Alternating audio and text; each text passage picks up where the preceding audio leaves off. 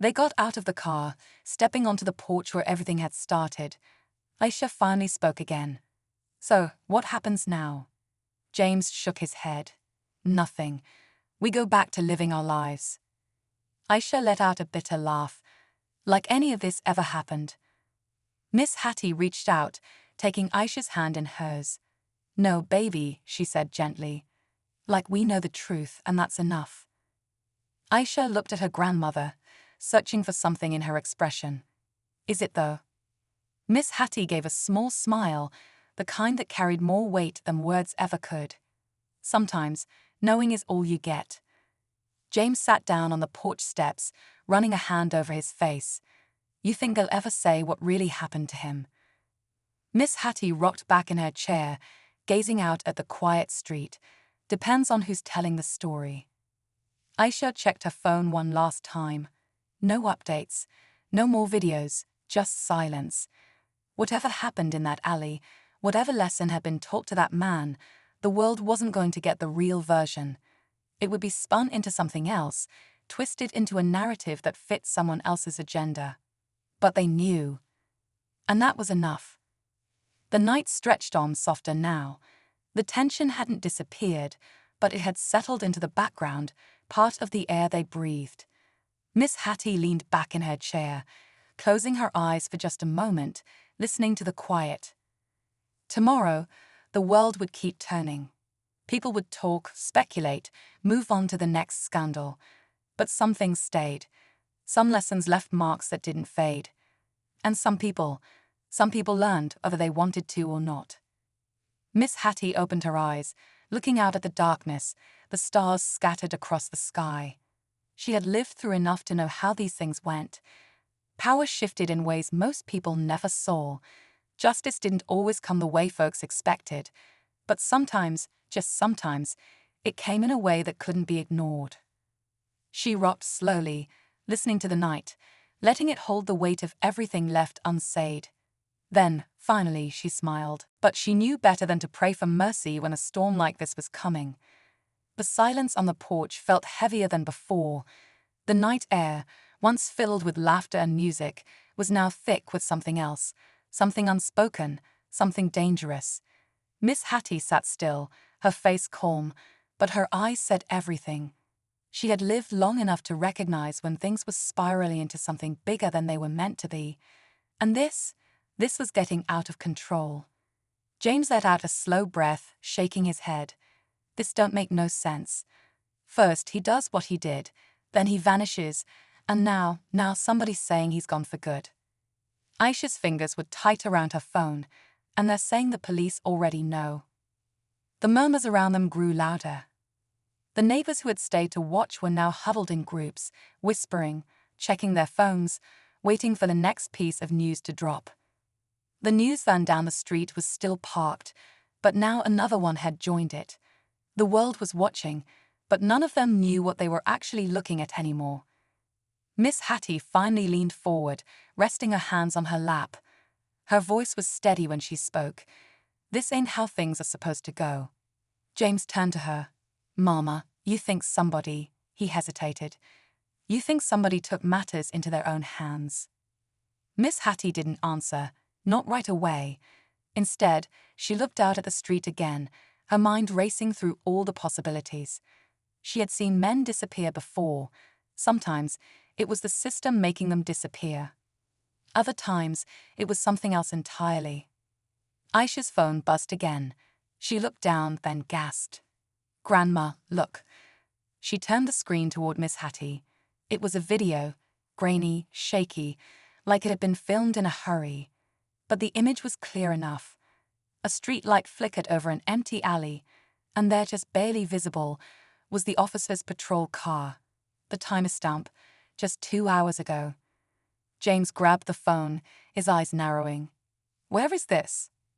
Aisha's voice was shaky. "It's on the other side of town, near the old train tracks." Marcus, who had been quiet up until now, stepped forward. "I know that spot. Ain't nothing back there but abandoned buildings." James' jaw clenched. "Then why's his car there?" No one had an answer. Miss Hattie stood up. The porch creaked beneath her, and the small crowd grew quiet, watching her waiting. She looked at James, then Aisha, then out at the rest of them. "Somebody knows more than they're saying," she murmured. The weight of her words settled over them, because she wasn't just talking about the stranger on the phone. She wasn't just talking about the police. She was talking about someone close, someone in this neighborhood. James nodded slowly, like he understood what she was saying without her having to spell it out. "You think someone here?" Miss Hattie cut him a sharp look. "I think people talk when they feel safe, and right now, ain't nobody feeling safe." Aisha was still staring at her phone, scrolling through the comments under the video. "People are saying someone should go check it out." James shook his head. "That's how folks get hurt." But Aisha was still scrolling, her face growing paler by the second. Then she froze. "Wait, someone else just posted something." James frowned. "What now?" Aisha swallowed hard, then turned the phone so they could all see. It was another video, but this one was worse. This one wasn't just a blurry shot of an alley. This one was up close, too close. The camera shook as the person filming whispered, "I don't think I should be here." The lens zoomed in on the patrol car. The door was slightly open. The inside was dark, but something wasn't right. The figure in the driver's seat wasn't moving. Then, just before the video cut off, something else appeared. A shape. A shadow. Someone was there, watching. And then the screen went black. Aisha's breath was shallow. Whoever filmed this, they stopped posting. A chill ran through the group. Miss Hattie tightened her grip on the porch railing. This wasn't just about what happened in front of her house anymore. This wasn't just about a man spitting on her and walking away. Somebody had stepped into something they weren't ready for. And now? Now, they had all been pulled in. James exhaled sharply, rubbing his hands together as if trying to shake off the cold feeling crawling up his spine. Aisha kept staring at her phone, refreshing the page over and over, but no new updates came. The person who filmed that last video had gone silent. The night had never felt so still, yet so full of noise. Miss Hattie, standing firm on the porch, watched the street with knowing eyes. "Ain't no sense in just sitting here," she said finally. Her granddaughter, Aisha, tears glistening in her eyes, held up her phone. "It's already online, Grandma. People are seeing this right now." Miss Hattie sighed. She had lived long enough to see things change, yet somehow, too much had stayed the same. She remembered a time when there were no cameras, when men could do worse and walk away like they never did a thing. She remembered the protests, the marches, the nights spent crying over what she couldn't change. But she also remembered something else: patience, wisdom, the understanding that sometimes power didn't come from what you did in the heat of the moment, but how you moved when the world was watching. The officer reached his car, opened the door and paused, just for a second. He didn't look back, didn't say a word. Then he got in and drove off, the taillights disappearing down the street like a ghost slipping into the night. The tension didn't leave with him. It sat heavy in the air, thick like the summer heat. James ran a hand over his head, frustration written all over his face. "Mama, we can't just let this go." Miss Hattie finally stood up from her rocking chair. Even at 100, she still held her back straight, still moved with grace. She reached for James's hand and held it tight. "Boy, do you think this is the first time I've been disrespected? Do you think this is the worst thing that's ever happened to me?" James swallowed hard, his tough exterior cracking just a little in front of the woman who had raised him. "No, ma'am." She nodded. "Then don't act like we don't know how to handle this." Aisha stepped forward, eyes still on her phone screen. "Grandma, this is everywhere now. People are talking about it. They want to know who he is. They want to do something." Miss Hattie's lips pressed together. She wasn't naive. She knew what could come next. The media, the headlines, the debates. The anger could spread fast, maybe too fast. And once a fire started, it wasn't easy to put out. The rest of the family stood waiting, looking at her, waiting for direction.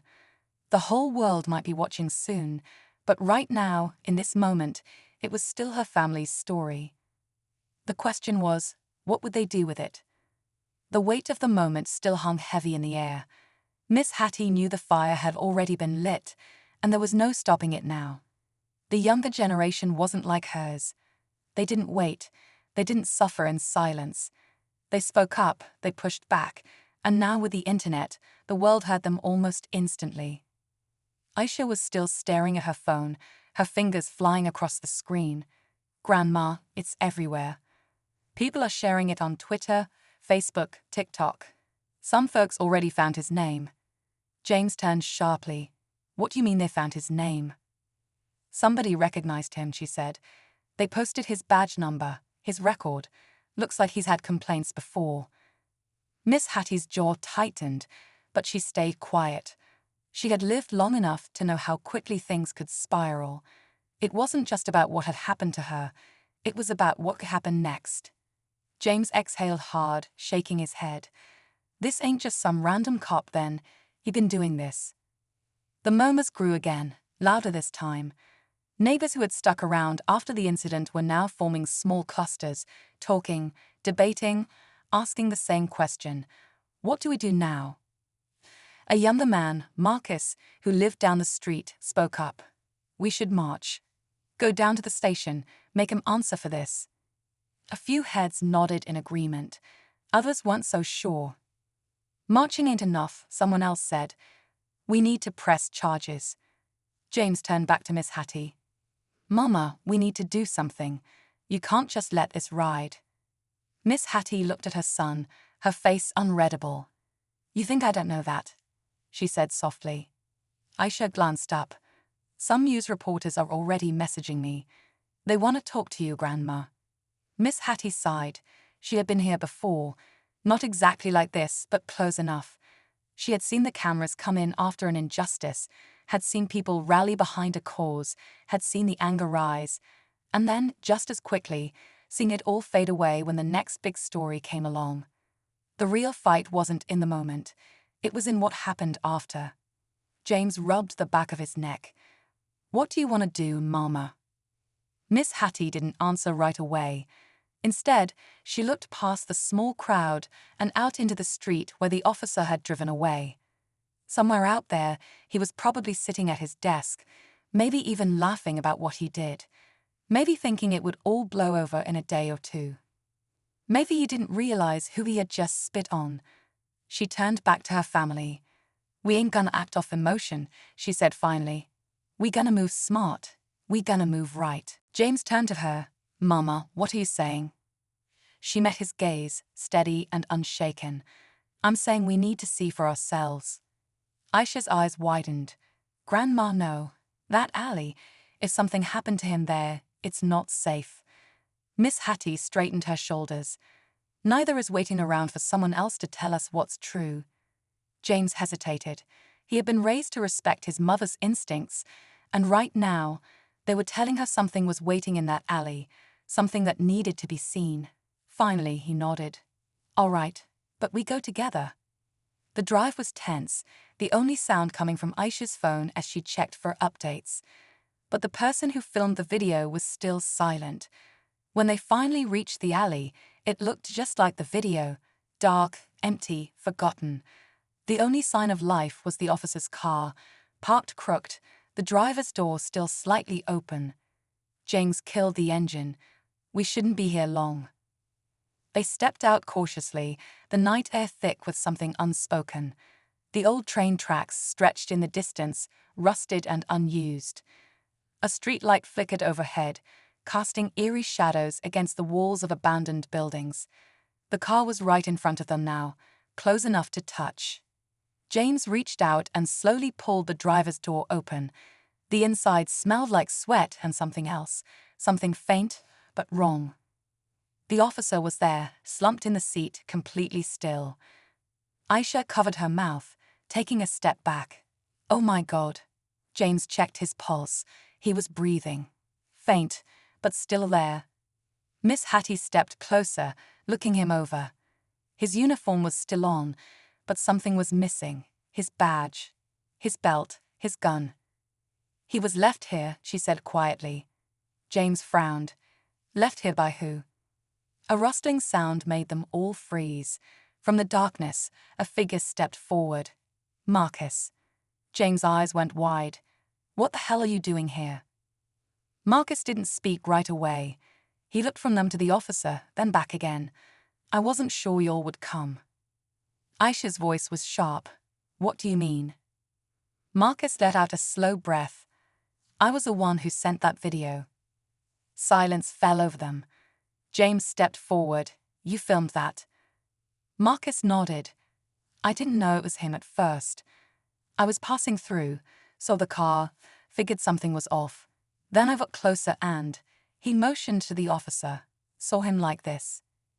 Aisha's hands were shaking. Why didn't you call the cops? Marcus looked at her, his face unreadable. And tell them what? That a dirty cop who got caught on camera disrespecting a 100-year-old black woman just happened to end up like this. You really think they believe I had nothing to do with it? James clenched his jaw. Then who did? Marcus shook his head. I don't know. But whoever it was, they wanted him found. Miss Hattie stared at the officer, her face unreadable. He had been so sure of himself just hours ago, standing in front of her house, spitting like she was nothing. And now? Now he was here, stripped of his authority, left behind like an afterthought. A low groan escaped his lips. He was waking up. James stepped back. We need to go, now. Miss Hattie didn't move right away. She looked down at the officer, her voice calm but firm. You remember me? His eyes fluttered open, dazed and confused. He stared up at her, blinking like he couldn't believe she was real. Then, just barely, he gave a weak nod. Miss Hattie exhaled, shaking her head.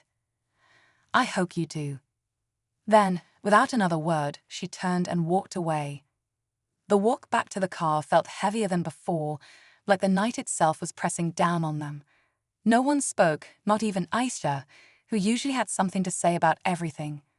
The only sound was the faint hum of the streetlight flickering above, the same light that had cast its glow over the officer slumped in his seat. James started the car, his grip tight on the wheel.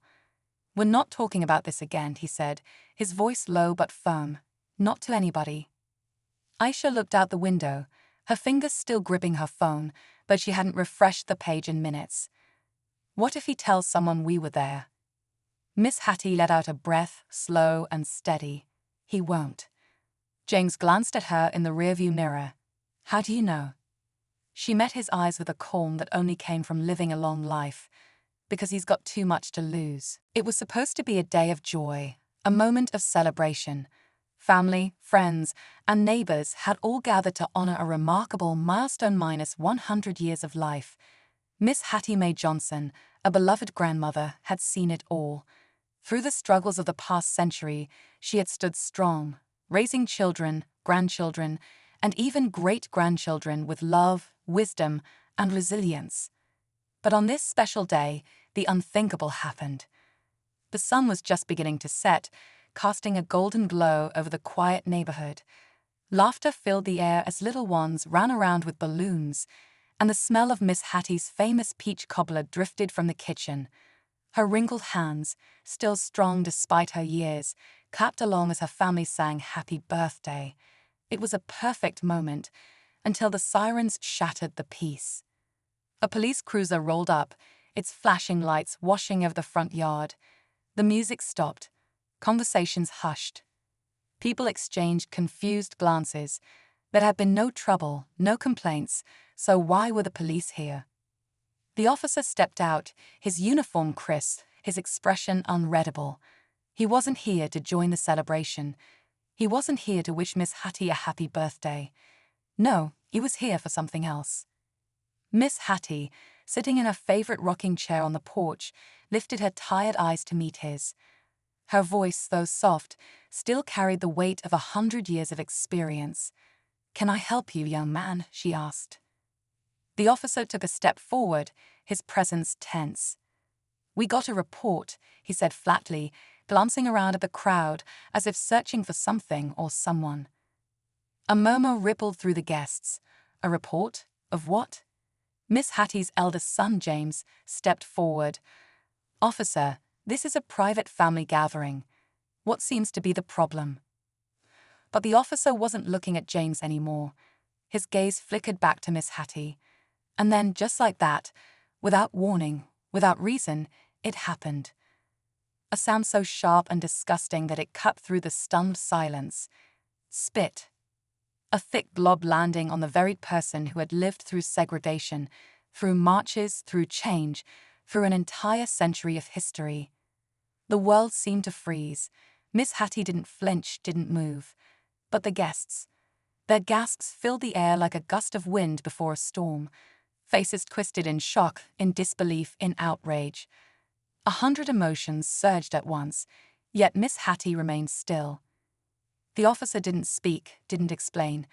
For a second, it seemed as if time itself had stopped. Then, before anyone could react, he turned on his heel, walking away as if nothing had happened, as if this wasn't a moment that would be remembered forever. The crowd erupted. Voices rose, anger boiled over. Phones were out, cameras rolling. This was going to be seen. This was going to be known. But before the storm could fully break, before the night could spiral into something even darker, Miss Hattie finally moved. Slowly, she wiped her cheek with a trembling hand. And then, with a voice that carried the strength of generations, she spoke words that no one expected. And what she said next? It changed everything.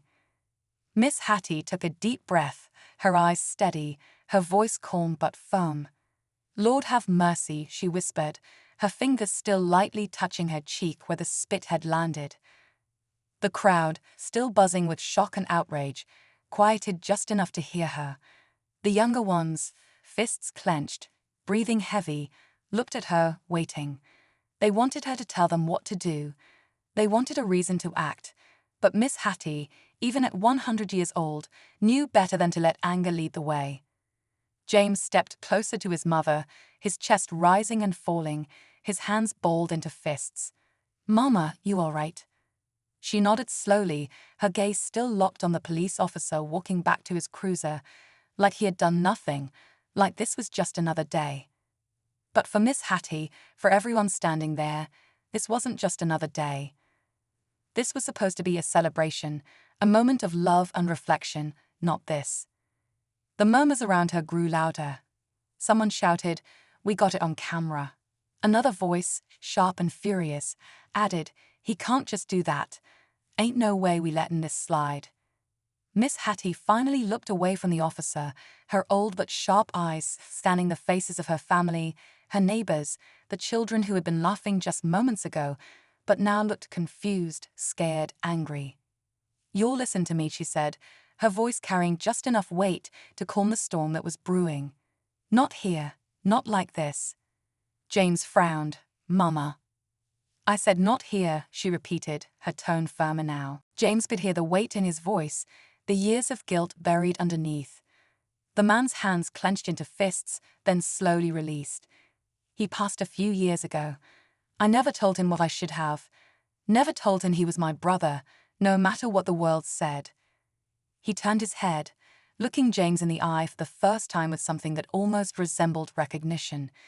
"And then I get on this plane, and I see you sitting here, in first class, wearing that uniform, and all I could think about was how much he would have wanted that, how much he deserved it, but he never got the chance." James let the silence settle between them, heavy with everything the man had just admitted. He had come onto this plane ready to fight for his place, ready to defend himself against yet another person who didn't think he belonged. But now sitting here, he realized this had never really been about the seat. James nodded slowly. "You can't change the past," he said, "but you can decide what kind of man you want to be now." The older man held his gaze for a long moment, then gave a small nod, not much, but enough. The intercom crackled again. "Ladies and gentlemen, we've received clearance to land. We'll begin our descent shortly." The tension that had hung over the cabin for so long seemed to finally lift. Around them, passengers relaxed, shifting back into their seats. The businessman from earlier gave James a knowing look before turning away. As the plane descended, the older man cleared his throat. "Name's Richard," he muttered, almost grudgingly. James allowed a small smile. "James." Richard hesitated, then extended a hand. "It's good to meet you, James." James took it without hesitation. The grip was firm, steady. A soldier's handshake.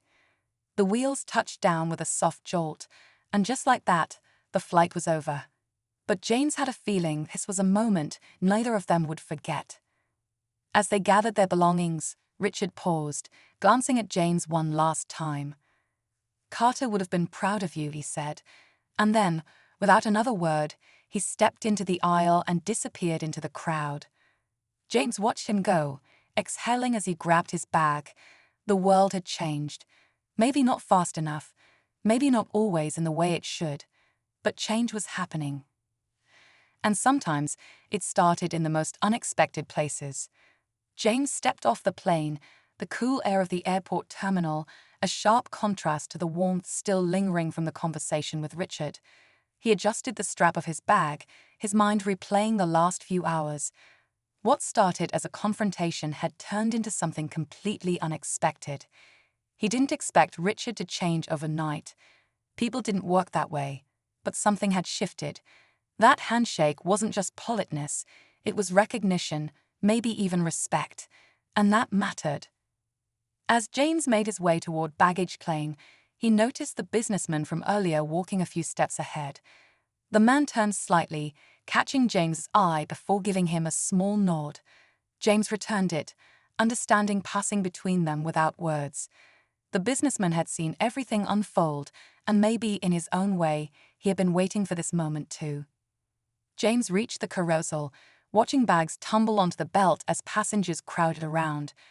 The airport was alive with movement, people reuniting, others rushing to their next destination. He thought about Richard, wondering if the old Marine was already outside, heading home with a little more on his mind than when he first boarded. A familiar voice pulled him from his thoughts. "Sergeant Carter." James turned, finding an older woman standing a few feet away. She had kind eyes and a soft, knowing smile. He hesitated for a second before realizing she must have overheard Richard mentioning the name Carter. He gave her a polite nod. "Just James," he corrected with a small smile. The woman stepped closer. "I just wanted to say, I saw what happened on the plane, and I want to thank you. Not just for your service, but for how you handled everything." She paused, glancing around as if making sure no one else was listening. People don't always realize that sometimes it's not about winning an argument. It's about understanding why the argument exists in the first place. The flight attendant's voice crackled over the intercom, going through the usual pre-flight instructions. James listened with half an ear, but his thoughts kept drifting. His mother's face flashed in his mind, her warm smile, the way she always welcomed him home with open arms, no matter how long he had been away. He had spent the past year overseas, missing holidays, birthdays, moments he would never get back. This flight was supposed to be a small relief, a moment of comfort before stepping back into the real world. But comfort was the last thing he felt right now. A sudden movement pulled him from his thoughts. The older man had flagged down another flight attendant, a different one from before. She leaned in, listening as he spoke in a hushed but urgent tone. James couldn't make out everything, but he caught enough to understand. "There has to be another seat," the man was saying. "I can't sit here for the whole flight." The flight attendant gave him a patient but firm look. "Sir, the flight is full. I'm afraid there aren't any other seats available." The man's lips pressed into a thin line. "What about coach?" James felt his stomach tighten. He could hear the unspoken words beneath the question. The man would rather give up his first-class seat than sit beside him. The flight attendant sighed. "If a seat opens up, I can check for you, but as of now, we're completely booked." The man didn't respond. Instead, he turned back to his window, his jaw set in frustration. James let out a slow breath, trying to keep himself calm. He had thought ignoring the situation would make it easier, but the more the man pushed, the harder it became to stay silent. The weight of years of experiences like this, being questioned, being doubted, being treated as if he didn't belong, settled heavily on his chest. The plane began to taxi down the runway, and James forced himself to focus on the rhythm of the movement, the way the ground slipped away beneath them. He reminded himself that this flight had an endpoint. Soon he would be home. Soon, this moment would just be another story to tell. But then something unexpected happened. From the row behind them, a voice spoke up, low and steady but firm. "Excuse me, sir." James turned slightly, catching sight of the man who had spoken earlier, the one in the business suit. He was leaning forward now, his gaze fixed on the older man beside James. "I have a question for you," the businessman continued. His tone wasn't aggressive, but there was something in it that made people around them fall silent, listening. "What exactly is the problem here?" The older man stiffened. "I don't see how that's any of your business." The businessman raised an eyebrow. "Oh, but it is, because you're making it everyone's business by causing a scene over where someone sits." "So, what's the real issue?" James watched as the older man's face darkened, his grip tightening on the armrest. He didn't answer right away, as if trying to decide how much further he wanted to take this. Passengers around them had begun paying even closer attention. The energy in the cabin had shifted.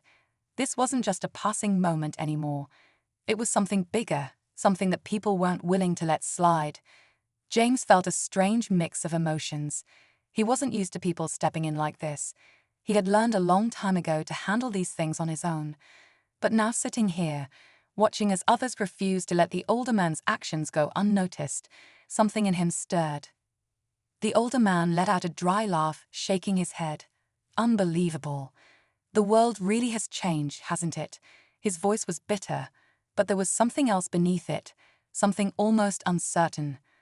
The businessman didn't back down. "Yeah, it has. And maybe it's time you catch up." For the first time since this started, the older man had no response. He just sat there, his fingers tapping against the armrest, his expression unreadable. James turned away, looking out the window at the sky stretching endlessly beyond them. The tension hadn't disappeared. If anything, it had thickened. This flight was far from over. The hum of the engines filled the cabin, but the air between James and the older man was heavier than ever. The businessman's words had left an impact, not just on the people around them, but on the man himself. He sat stiffly in his seat, eyes locked on the window, his fingers drumming against his leg as if trying to contain something. Frustration, embarrassment, James couldn't tell. But one thing was clear: the man was struggling to swallow the shift in power. James had dealt with people like him before, men who thought their place in the world was set in stone, only to realize times had changed. But what made this moment different was the number of people watching, waiting, silently calling him out without saying a word.